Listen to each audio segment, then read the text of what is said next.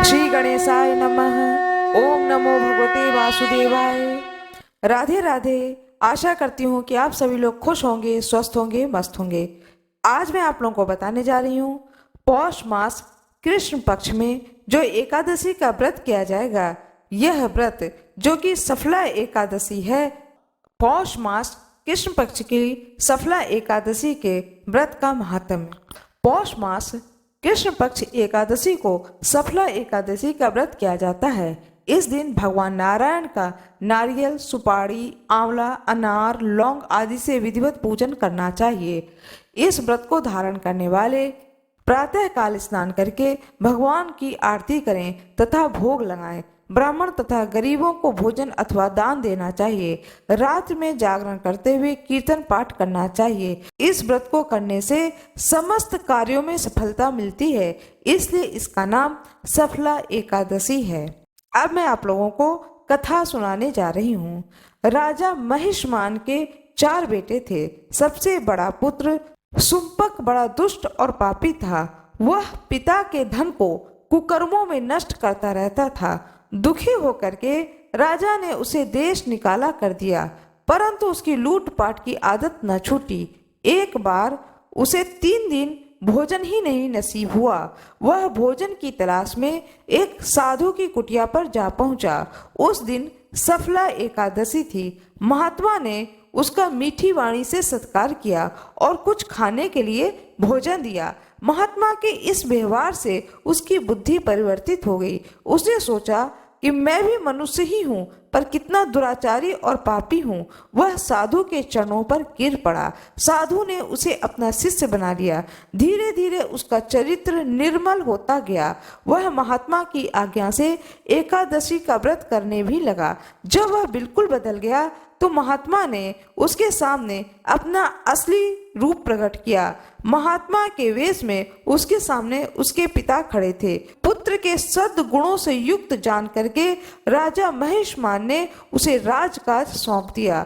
लुम्पक ने राजकाज संभाल करके आदर्श प्रस्तुत किया। लुम्पक आजीवन सफला एकादशी का व्रत रखने लगा।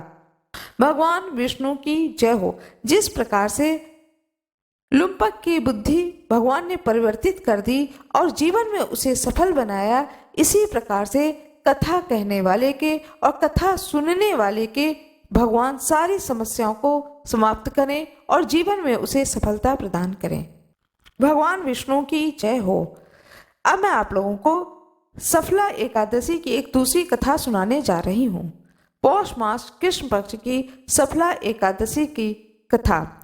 युधिष्ठिर जी ने पूछा भगवान श्री कृष्ण से कि हे स्वामी, पौष मास के कृष्ण पक्ष में जो एकादशी होती है उसका नाम क्या है, उसकी क्या विधि है तथा उसमें किस देवता की पूजा की जाती है, यह बताएं। भगवान श्री कृष्ण ने कहा कि हे राजेंद्र, बतलाता हूँ, सुनो। बड़े दक्षिण वाले यज्ञों से भी मुझे उतना संतोष नहीं होता है जितना एकादशी व्रत के अनुष्ठान से होता है। इसलिए सर्वथा प्रयत्न करके एकादशी का व्रत करना चाहिए। पौष मास के कृष्ण पक्ष में सफला नाम की एकादशी होती है। उस दिन पूर्वोक्त विधान से ही विधि पूर्वक भगवान नारायण की पूजा करनी चाहिए। एकादशी कल्याण करने वाली है, अतः इसका व्रत अवश्य ही करना चाहिए। जैसे नागों में शेषनाग, पक्षियों में गरुड़, देवताओं में श्री विष्णु तथा मनुष्यों में ब्राह्मण श्रेष्ठ है, उसी प्रकार संपूर्ण व्रतों में एकादशी तिथि का व्रत श्रेष्ठ है। हे राजन, सफला एकादशी को नाम मंत्रों का उच्चारण करके फलों के द्वारा श्री हरि का पूजन करें। नारियल के फल, सुपारी, बिजौरा नींबू, जमीरा नींबू, अनार, सुंदर आंवला, लौंग, बेर तथा विशेषतः आम के फलों से देव देवेश्वर श्रीहरि की पूजा करनी चाहिए। इसी प्रकार धूप दीप से भी भगवान की अर्चना करनी चाहिए। सफला एकादशी को विशेष रूप से दीप दान करने का विधान है।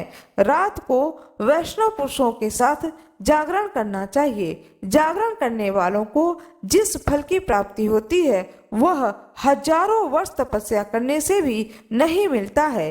हे नरश्रेष्ठ, अब सफला एकादशी की शुभ कारणी कथा सुनो। चंपावती नाम से विख्यात एक पुरी है जो कभी राजा महिष्मति की राजधानी थी। राजा महिष्मति के 5 पुत्र थे। उनमें से जो ज्येष्ठ था वह सदा पाप कर्म में ही लगा रहता था, पर स्त्रीगामी और वैसा आसक्त था। अपने पिता के धन को पाप कर्म में ही खर्च किया करता था। वह सदा दुराचार परायण तथा ब्राह्मणों का निंदक था। वैष्णवों और देवताओं की भी हमेशा निंदा किया करता था। अपने पुत्र को ऐसा पापाचारी दे करके राजा महिष्मति राजकुमारों में उसका नाम लुम्भक रखा। फिर पिता और भाइयों ने मिलकर के उसे राज्यों से बाहर निकाल दिया। लुम्भक उस नगर से निकल करके गहन वन में चला गया। वहीं रह करके उस पापी ने प्रायः समूचे नगर का धन लूट लिया। एक दिन जब वह चोरी करने के लिए नगर में आया तो रात में पहरा देने वाले सिपाहियों ने उसे पकड़ लिया, किंतु जब उसने अपने को राजा महिष्मति का पुत्र बतलाया तो सिपाहियों ने उसे छोड़ दिया। फिर वह पापी वन में लौट आया और प्रतिदिन मांस तथा वृक्षों के फल खाकर जीवन निर्वाह करने लगा। उस दुष्ट का विश्राम स्थान पीपल वृक्ष के निकट था। वह बहुत वर्षों का पुराना पीपल का वृक्ष था। उस वन में वह वृक्ष एक महान देवता माना जाता था।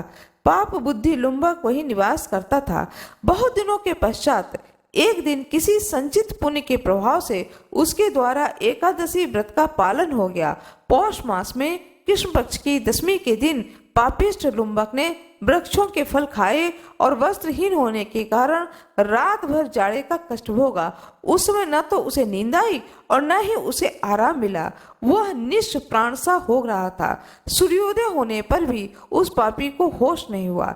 सफला एकादशी के दिन भी लुम्भक बेहोश पड़ा रहा। दोपहर होने पर उसे चेतना प्राप्त हुई। फिर वह इधर उधर दृष्टि डाल करके वह आसन से उठा और लंगड़े की भांति पैरों से बार बार लड़खड़ाता हुआ वन के भीतर गया। वह भूख से दुर्बल और पीड़ित हो रहा था। हे राजन, उस समय लुम्भक बहुत से फल लेकर ज्यों ही विश्राम स्थान पर लौटा त्यों ही सूर्यदेव अस्त हो गए। तब उसने वृक्ष की जड़ में बहुत से फल निवेदन करते हुए कहा, इन फलों से लक्ष्मीपति भगवान विष्णु संतुष्ट हों।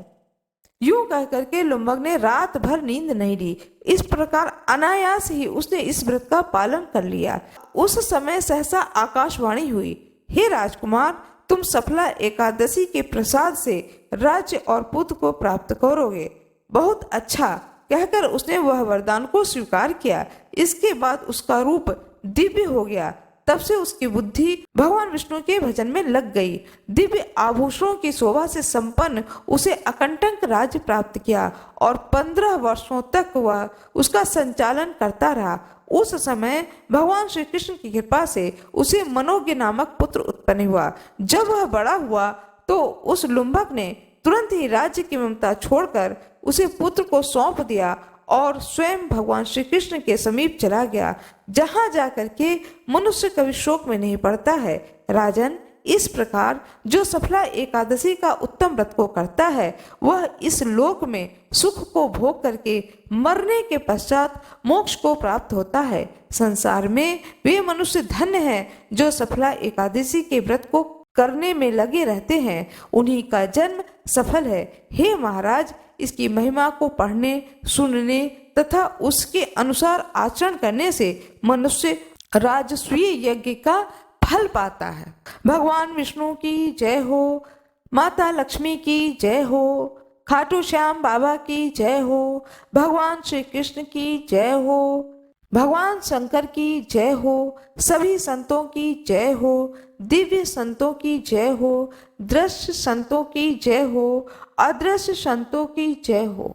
आशा करती हूँ कि आप लोगों को यह एकादशी की व्रत कथा अच्छी लगी होगी। कृपया मेरे वीडियो को लाइक जरूर कर दीजिएगा, चैनल को सब्सक्राइब कर दीजिएगा, बेल आइकन अवश्य ही दबा दीजिएगा। लाइक जरूर करिएगा जिससे कि यह कथा और भी लोग सुन सकें। आप सभी लोगों का बहुत बहुत धन्यवाद।